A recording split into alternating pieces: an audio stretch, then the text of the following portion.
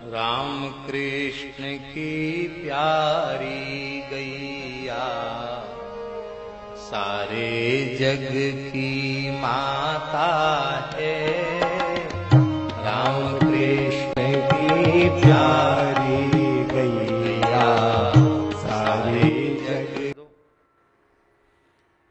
और कहो कि झूठ बोलने का पाप लगेगा तो इसकी परवाह मत करो, क्योंकि स्त्रीषु नरम विवाहे च वृत्त्यर्थे प्राण संकटे गो ब्राह्मणार्थे हिंसायाम नानृतम स्यात् जुगुप्सितम। इतनी जगहों पर झूठ बोलना बहुत निंदित नहीं है। स्त्रीषु, स्त्रियों से झूठ बोलने में दोष नहीं है। हम इसकी फिर चर्चा करेंगे, चर्चा न करेंगे तो अनर्थ हो जाएगा। स्त्रियों से झूठ बोलने में दोष नहीं है। नर्म, हास परिहास में झूठ बोलने में दोष नहीं, हंसी मजाक में। विवाह के प्रकरण में झूठ बोलने में दोष नहीं है। हमारी रोजी रोटी जा रही हो, वृत्त्यर्थे, वृत्ति ही जा रही हो, रोजी रोटी जा रही हो, उसको बचाने के लिए थोड़ा झूठ बोल के रोजी रोटी बचा ली जाए तो दोष नहीं है। प्राण संकटे, प्राण संकट में हो और झूठ बोलने से प्राण बच जाते हैं तो प्राण बचा लो और फिर प्रायश्चित कर लेना। झूठ बोलने का कोई बात नहीं, जीवन बचाओ, जीवन ज्यादा मूल्य का है। गो ब्राह्मणार्थे,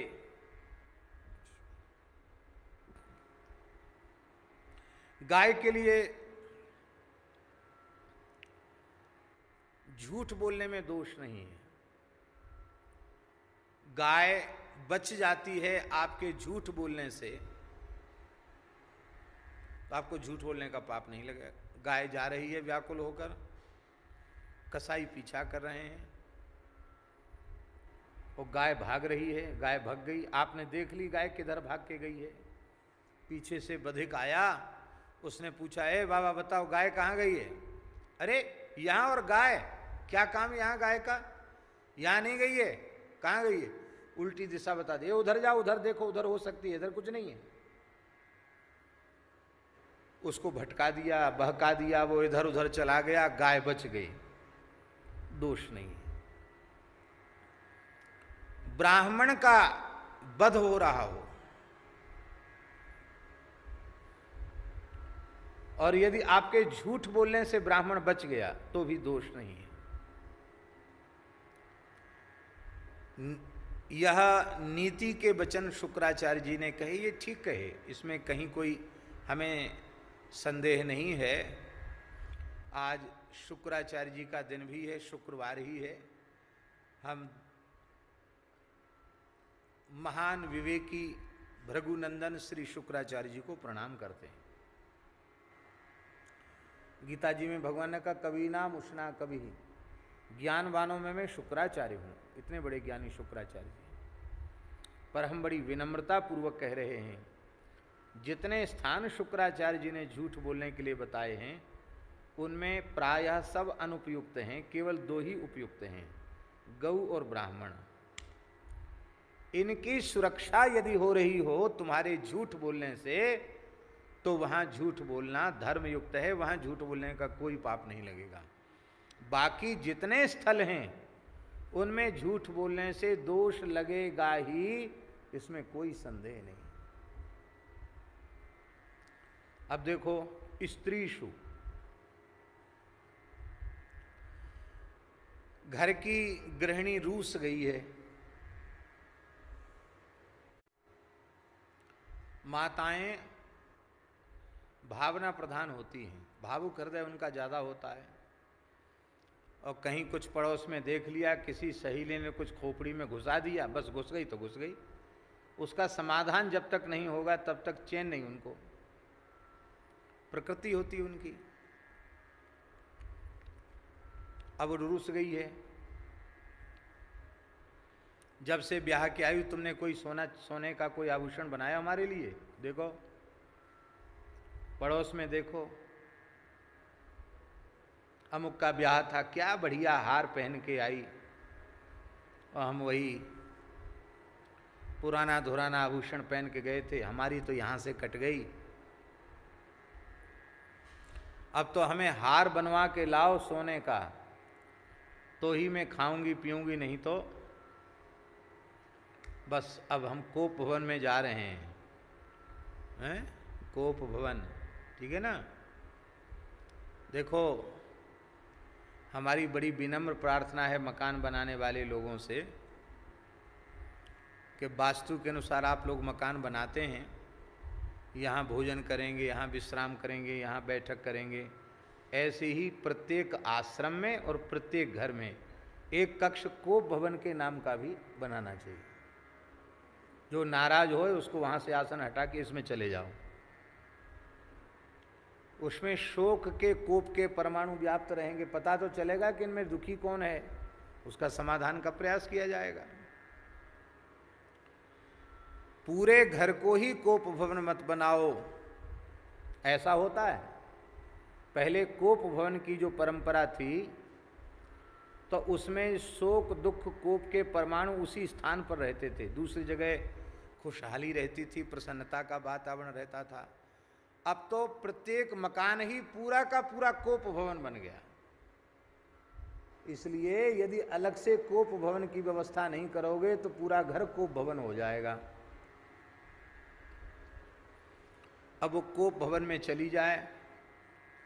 अब पतिदेव परेशान कि ये जब तक बनेगी नहीं तब तक घर में हड़ताल रहेगी चूल्हा चक्की की, अब क्या करें।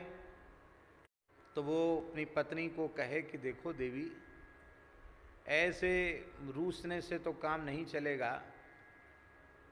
अरे कब तक ऐसे भूखी प्यासी रहोगी। अरे मैं अभी गया था ना सुनार के यहाँ, एक नए बढ़िया हार का ऑर्डर दे के आया हूँ। अब तुमको पता है कि कितना प्रसिद्ध सुनार है, कितनी दूर दूर के उसके पास आते हैं काम। बनाएगा, धीरे धीरे बनाएगा, और जब तक बन के आएगा तब तक तुम खाओगी पियोगी, नहीं तो तुम्हारा शरीर रहेगा, जीवन रहेगा, तो फिर हार कौन पहनेगा। देखो हमारे पास व्यवस्था नहीं थी, कर्ज करके उधार पैसा उठा करके हमने तुम्हारे लिए हार का ऑर्डर दिया है। बढ़िया से बढ़िया हार बन रहा है। देवी मन जाओ, कुछ खाओ पियो और कुछ खिलाओ पिलाओ और कुछ हंसी ठिठोली करके उसको खुश कर दे, घर में शांति स्थापित कर ले, इसमें दोष नहीं है। ये अर्थ है शुक्राचार्य जी के कहने का। लेकिन हम इसके ऊपर निवेदन कर रहे हैं कि एक दो बार तो आप ठग सकते हो झूठ बोल के, बार बार इसी प्रकार से ठग सकते हो क्या। फिर कभी सत्य भी बोलोगे तो आपके सत्य को भी सत्य नहीं माना जाएगा। ये पकड़ लेंगी बात। तुम बड़े सत्यवादी हरिश्चंद्र बन रहे हो, कितनी बार तुम ऐसे झूठ बोल चुके हो सौगंध खा खा के, इसलिए तुम महा झूठा हो, तुम्हारी बात पर हमें भरोसा नहीं। अब पतिदेव ईमानदारी से कहते हैं कि देखो देवी, तुम्हें पता है कि मैं झूठ नहीं बोलता है और मेरी सामर्थ्य नहीं है कि मैं हार बनवाऊं। कर्ज करके मैं ये काम कर नहीं सकता, क्योंकि हार के बिना भी जीवन संभव है। हाँ, अपरिहार्य कोई परिस्थिति है, कोई मरणासन्न हो जाए, इलाज के लिए पैसा चाहिए, तो सब कुछ न्यौछावर करके भी व्यवस्था की जाएगी, क्योंकि जीवन बहुत मूल्यवान है। पर बिना हार के भी जीवन रह सकता है। इसलिए देवी समझने का प्रयास करो। हम किसी स्थिति में झूठ बोलकर आपको ठगना नहीं चाहते। आप त्याग करो और सही मार्ग पर आ जाओ तो अपने आप को समझ जाएगी और फिर आपके अनुकूल आपके भाव की रक्षा वह करेगी। किंतु आप झूठ बोलकर ठगोगे तो विश्वास और प्रेम की कमी हो जाएगी। बिनु विश्वास भक्ति माने प्रेम, विश्वास नहीं रहेगा तो प्रेम खटाई में पड़ जाएगा और प्रेम ही खटाई में पड़ जाएगा तो कलह शुरू हो जाएगा। इसलिए आप अपने सत्य और सदाचार से गृहिणी को अनुकूल कर सकते हो। आप झूठ बोलकर उसे ठगो, किसी को भी ठगना नहीं चाहिए। पत्नी को क्यों ठगो भाई, वो जीवन संगनी है, उसको झूठ बोलकर क्यों ठगा जाए। हास परिहास में झूठ नहीं बोलना चाहिए। महात्माओं में कहावत है, रोगों की जड़ खांसी और लड़ाई की जड़ हंसी। अभी डॉक्टर साहब बैठे हैं, ये कहेंगे कि 3 सप्ताह तक खांसी न रुके तो टीबी सेंटोरियम चले जाओ, एक टेस्ट कराओ कि खांसी क्यों नहीं रुक रही है। और अब तो भगवान ने कृपा करके इतनी बढ़िया व्यवस्था कर दी है कि कहीं आपको जगह, वैसे तो भीड़ भाड़ खड़े होने पर मनाही है, लेकिन फिर भी आपको जगह चाहिए हो तो 4-6 बार छींक दो जोर से और खांस दो, तो चारों ओर एकदम सब आपके जगह खाली खाली हो जाएगी। महामारी के डर से लोग सब भग जाएंगे, भैया छींक पे छींक आ रही, खांसी आ रही, भैया दूर रह जाओ आते। अब तो भगवान ने कृपा करके ये परिस्थिति बना दी है। हास परिहास में भी झूठ नहीं बोलना चाहिए। धर्मराज युधिष्ठिर ने महाभारत में 1-2 स्थलों पर, कई स्थलों पर कहा है कि यदि मैंने हास परिहास में भी कभी झूठ न बोला हो, इसका मतलब है सत्यवादी कहते ही उसको हैं जो हंसी मजाक में भी कभी झूठ न बोले। झूठ क्यों बोलना, किस लिए बोलना। सच्ची बात तो यह है, हंसने की मनाही नहीं है, हंसना चाहिए, पर झूठ बोलकर हंसें ये ठीक नहीं। भगवान की तमाम लीलाएं ऐसी हैं जिनको कह सुनकर आप खूब हंस सकते हैं, वो हंसी की पूर्ति हो जाएगी आपकी। लेकिन झूठ बोलकर हंसी मजाक करके आप झूठी हंसी उड़ाओ, ये ठीक नहीं, ये दोष है। हास परिहास में भी झूठ बोलने की जरूरत नहीं है। विवाह के प्रकरण में भी झूठ बोलने की आवश्यकता नहीं है। विवाह के प्रकरण में झूठ बोलने का मतलब है, किसी कन्या का विवाह हो रहा है, अब किसी बात पर बात अटक रही है, लड़की वाला बड़ा परेशान है, लड़के वाला नखरे कर रहा है और वो आप पर विश्वास करता है। आपने कह दिया कोई बात नहीं, हम जानते हैं लड़की बहुत अच्छी है, उजेला कर देगी तुम्हारे घर में आके, यूँ है त्यों है, उसमें कोई